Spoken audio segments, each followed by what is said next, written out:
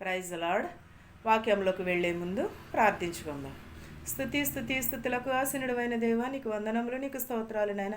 దయగల మా తండ్రి, కృపగల దేవా, నీకు లెక్కలేని స్తోత్రాలు నాయన. ప్రభ, సజీవ రెక్కల కింద మమ్మల్ని ఉంచినందుకు నీకు వందనములు నాయన. వాక్యము విని వాక్యం ద్వారా మేము అనుసరించే భాగ్యమును దయచేయమని అడుగుచున్నాం ప్రభ. వినుట ద్వారా మాకు విశ్వాసం కలుగుటకు సహాయం చేయమని అడుగుచున్నాం ప్రభ. నిలబడివారు మీరు మాత్రమే, మాట్లాడువాడని నేనని చెప్పిన దేవా, నీకు వందనములు నాయన. ఏమైతే పలికించాలనుకుంటున్నావు ఆ మాటలు పలుకుటకు సహాయం చేయమని అడుగుచున్నాం ప్రభ. చూచుచున్న వారికి, వినుచున్న వారికి, ప్రతి ఒక్కరికి మారు మనసును దయచేయమని అడుగుచున్నాను తండ్రి. ఆమేన్. ఈరోజు దేవుని వాక్యము యోబు 14 మొదటి వచనం చూద్దామండి. స్త్రీ కనిన నరుడు కొద్ది దినములు గలవాడై మిక్కిలి బాధ నొందును. ఏంటండి? స్త్రీ కనిన నరుడు కొద్ది దినములైన వాడు మిక్కిలి బాధ కలిగిన. స్త్రీ మనము పిల్లలకి అంటాము, కన్నిన తర్వాత వాళ్ళు ఏమంటారు పెద్దలు? పిల్లలకి అంటాం కానీ పిల్లల రాతలకు అంటామా అని అంటారు. అలాగే దేవుడు మనల్ని పుట్టించాడు కానీ అందరినీ సమానంగా చేశాడు దేవుడు. కానీ మన ప్రవర్తన, మన ఆలోచన విధానమును బట్టి మనం పెరుగుతున్నాము.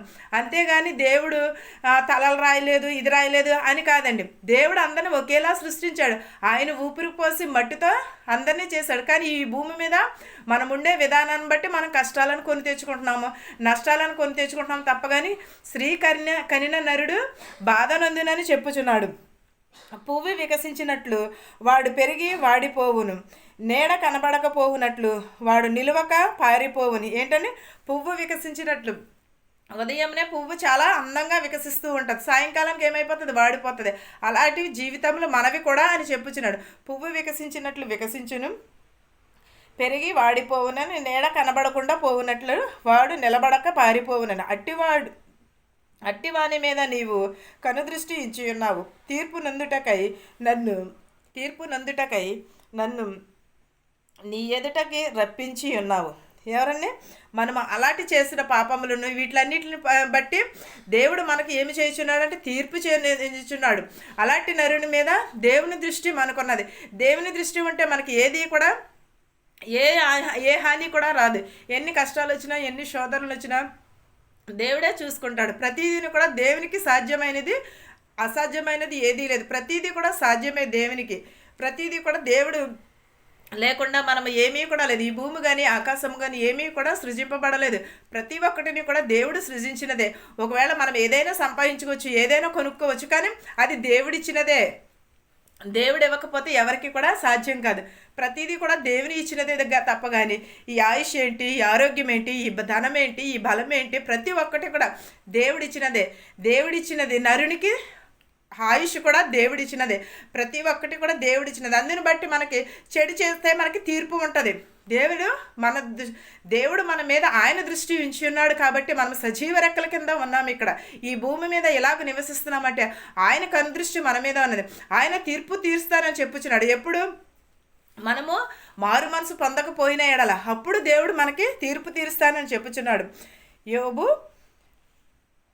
15:14 చూద్దామండి. శుద్ధుడు అగుటకు నరుడు ఏపాటివాడు? ఎవరమండి? మనం పరిశుద్ధులు అగుటకు ఏపాటివారు? దేవుడు మాత్రమే తలుచుకుంటేనే మాత్రమే మనం పరిశుద్ధులు అవ్వగలదు. ఒకవేళ దేవుడు తలుచుకోకపోతే మనం పరిశుద్ధులు కాదు కదా, మనం ఏమీ కూడా అవ్వలేము. శుద్ధుడగుటకు ఏపాటివాడు? నిర్దోషుడగుటకు స్త్రీకి పుట్టినవాడు ఏపాటివాడు? ఏంటండి? స్త్రీకి పుట్టినవాడు ఏపాటివాడు అని అడుగుచున్నాడు. నిర్దోషి కాకుండా కంటే, నిర్దోషులము కాకపోతే స్త్రీకి పుట్టినవాడు ఏపాటివాడు అని అడుగుచున్నాడు. స్త్రీకి పుట్టిన నరుడు ఏపాటివాడు?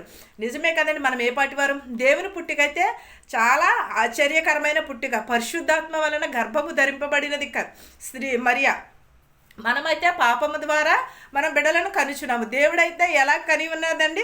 పరిశుద్ధాత్మ ద్వారా కని ఉన్నది. పరిశుద్ధాత్మ ఆమెను కమ్మి ఉండటం వలన దేవుని పుట్టుకలో కూడా పాపము లేదు. మన పుట్టుకలో అయితే పాపం ఉన్నది, దోషం ఉన్నది, అబద్ధం ఉన్నది, మన చెడు ప్రవర్తన ఉన్నది, ప్రతి మోసకరమైనది కూడా ఉన్నది మన జీవితాలలో. దేవుని జీవితంలో అయితే మంచి నడవడిక, మంచి న్యాయమును కూడా ఉన్నది, నీతిని, ధర్మమును కూడా ఉన్నది. మనము కూడా దేవుని అడుగుజాడలలో అంత కాకపోయినా ఆవగింజంత విశ్వాసమునైనా కలిగి మనము నరుడు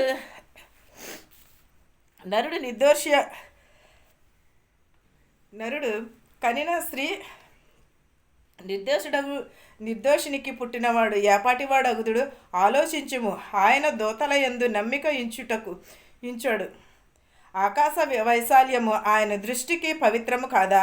ఏంటండి? ఆలోచించుము, నరుని దృష్టికి ఏది మంచిదో ఏది చెడిదో అనేది ఆలోచించాలి. తన దూతలను నమ్మిక ఉంచాలి, ఆకాశము వైపు చూడాలి. మనం ఆయన తట్టు కన్నులు ఎత్తిని చూడాలి. మనం మొదట పుట్టిన పురుషుడు నీవేనా? నీ పర్వతములకు ముందుగా పుట్టిన వాడెవడు? ఏంటదండి? యోబు 7లో చెప్తున్నాడండి, 15:7. మొదటి పుట్టిన పురుషుడు నీవేనా?